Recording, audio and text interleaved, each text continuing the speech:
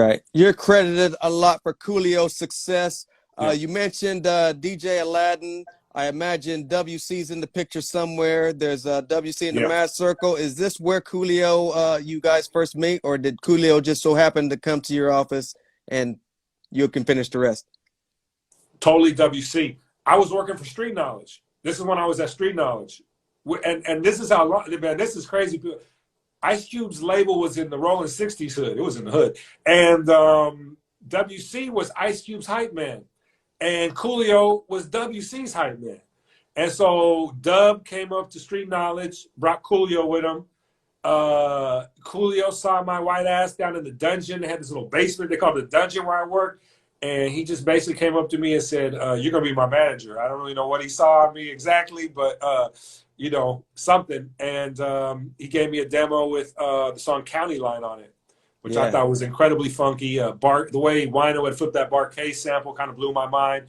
And, you know, I said, yeah, let's do it. And I started shopping him, and I got him what was a single deal with Tommy Boy, which turned into an EP deal, which turned into an album deal. What did you witness with that album and the hypnotic track, Fantastic Voyage? What did that do for Coolio and yourself as well? Oh, man, that was huge.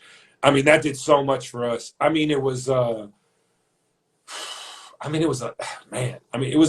of those first big pop West Coast kind of records. You know, there weren't that many of those things out yet. You know what I mean? So it was a big deal, and it made Coolio a big artist. And you know, I had all these relationships with people like Big Boy and stuff, and so we're able to get the records already, you know, performing. We're able to go straight to Big Boy, get on the radio and talk to him and all this kind of stuff and everything. And yeah, it was just a huge boost. I mean, Tommy Boy had believed in us and gave us the deal and everything, you know, and so it was just proof that, you know, because his first single didn't really react, you know. Right. So they spent a lot of money on that video. We hired an unknown director, F. Gary Gray, to do the video. And, you know, we got a lot of our friends like Be Real and Big Boy to do little cameos in the video and stuff, you know. But, yeah, I mean, I don't, you know, it was just really exciting. I mean, I hadn't really been involved in any records that were that big to that point.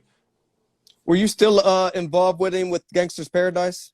Oh, yeah. I managed Coolio for the first 5 years of his career. They recorded Gangsta's Paradise in my house, basically my living room. There was a little tiny studio. The producer, Doug Rashid, was my roommate.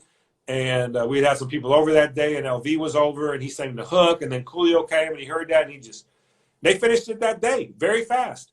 And, you know, ironically, I sent it to Tommy Boy. This was in between, you know, the first album, Fantastic Voyage, and the second album. They're like, yeah, it's cool. We're not really crazy about it.